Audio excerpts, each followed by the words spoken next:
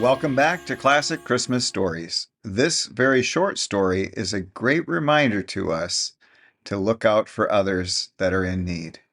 So gather the family and enjoy this holiday story.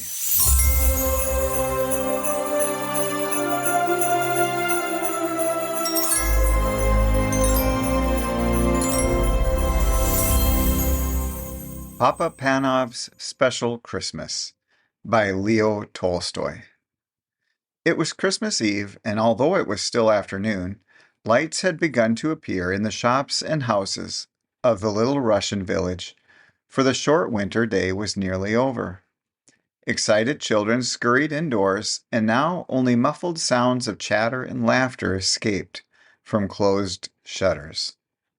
Old Papa Panov, the village shoemaker, stepped outside his shop to take one last look around. The sounds of happiness, the bright lights, and the faint but delicious smells of Christmas cooking reminded him of past Christmas times, when his wife had still been alive and his own children little. Now they had gone. His usually cheerful face, with the little laughter wrinkles behind the round steel spectacles, looked sad now. But he went back indoors with a firm step, put up the shutters, and set a pot of coffee to heat on the charcoal stove. Then, with a sigh, he settled in his big armchair. Papa Panov did not often read, but tonight he pulled down the big old family Bible, and, slowly tracing the lines with one forefinger, he read again the Christmas story. He read how Mary and Joseph, tired by their journey to Bethlehem, found no room for them at the inn, so that Mary's little baby was born in the cowshed. Oh dear, exclaimed Papa Panov. If only they had come here. I would have given them my bed, and I could have covered the baby with my patchwork quilt to keep him warm. He read on about the wise men who had come to see the baby Jesus, bringing him splendid gifts. Papa Panov's face fell. I have no gift that I could give him, he thought sadly. Then his face brightened. He put down the Bible, got up, and stretched his long arms to the shelf high up in his little room. He took down a small dusty box and opened it. Inside was a perfect pair of tiny leather shoes. Papa Panov smiled with satisfaction. Yes, they were as good as he had remembered, the best shoes he had ever made. I should give him these, he decided, as he gently put them away and sat down again. He was feeling tired now, and the further he read, the sleepier he became. The print began to dance before his eyes, so that he closed them, just for a minute. In no time at all, Papa Panov was fast asleep. And as he slept, he dreamed. He dreamed that someone was in his room, and he knew at once, as one does in dreams, who the person was. It was Jesus. You have been wishing that you could see me, Papa Panov, he said kindly. Then look for me tomorrow. It will be Christmas Day, and I will visit you. But look carefully, for I shall not tell you who I am. When at last Papa Panov awoke, the bells were ringing out, and a thin light was filtering through the shutters. Bless my soul, said Papa Panov. It's Christmas Day. He stood up and stretched himself, for he was rather stiff. Then his face filled with happiness as he remembered his dream. This would be a very special Christmas after all, for Jesus was coming to visit him. How would he look? Would he be a little baby, as at that first Christmas? Would he be a grown man, a carpenter, or the great king that he is, God's son? He must watch carefully the whole day through, so that he recognized him however he came. Papa Panov put on a special pot of coffee for his Christmas breakfast, took down the shutters, and looked out of the window. The street was deserted. No one was stirring yet. No one except the road sweeper. He looked as miserable and dirty as ever, and well he might. Whoever wanted to work on Christmas Day, and in the raw cold and bitter freezing mist of such a morning? Papa Panov opened the shop door, letting in a thin stream of cold air. "Come in," he shouted across the street cheerily. "Come in and have some hot coffee to keep out the cold." The sweeper looked up, scarcely able to believe his ears. He was only too glad to put down his broom and come into the warm room. His old clothes steamed gently in the heat of the stove as he clasped both red hands round that comforting warm mug as he drank. Papa Panov watched him with satisfaction, but every now and then his eyes strayed to the window. It would never do to miss his special visitor. "Expecting someone?" the sweeper asked at last. So Papa Panov told him about his dream. "Well, I hope he comes," the sweeper said.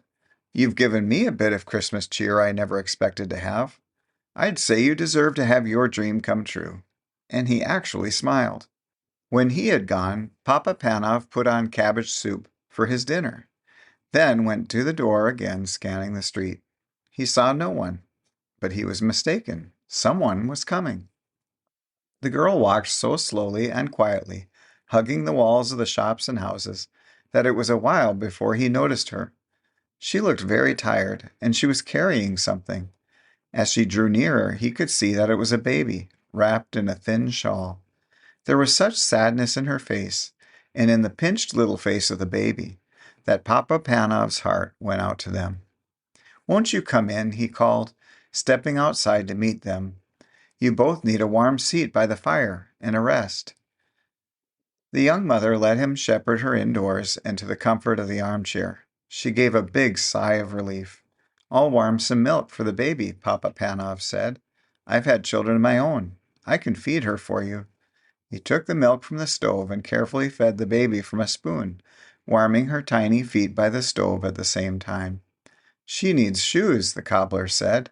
But the girl replied, "I can't afford shoes. I've got no husband to bring home money. I'm on my way to the next village to get work." A sudden thought flashed through Papa Panov's mind. He remembered the little shoes he had looked at last night, but he had been keeping those for Jesus. He looked again at the cold little feet and made up his mind. "Try these on her," he said, handing the baby and the shoes to the mother. The beautiful little shoes were a perfect fit. The girl smiled happily, and the baby gurgled with pleasure. "You have been so kind to us," the girl said when she got up with her baby to go. "May all your Christmas wishes come true." But Papa Panov was beginning to wonder if his very special Christmas wish would come true. Perhaps he had missed his visitor. He looked anxiously up and down the street. There were plenty of people about, but they were all faces that he recognized. There were neighbors going to call on their families. They nodded and smiled and wished him happy Christmas. Or beggars. And Papa Panov hurried indoors to fetch them hot soup and a generous hunk of bread, hurrying out again in case he missed the important stranger. All too soon the winter dusk fell. When Papa Panov next went to the door and strained his eyes, he could no longer make out the passers-by. Most were home and indoors by now anyway. He walked slowly back into his room at last, put up the shutters, and sat wearily down in his armchair. So it had been just a dream after all. Jesus had not come. Then all at once he knew that he was no longer alone in the room. This was not dream, for he was wide awake. At first he seemed to see before his eyes the long stream of people who had come to him that day. He saw again the old road sweeper, the young mother, and her baby, and the beggars he had fed. As they passed, each whispered, "Didn't you see me, Papa Panov?" "Who are you?" he called out, bewildered. Then another voice answered him. It was the voice from his dream, the voice of Jesus. "I was hungry and you fed me," he said. "I was naked and you clothed me. I was cold and you warmed me. I came to you today in every one of those you helped and welcomed." Then all was quiet and still, only the sound of the great clock ticking. A great peace and happiness seemed to fill the room, overflowing Papa Panov's heart until he wanted to burst out singing and laughing and dancing with joy. "So he did come after all," was all that he said. The end.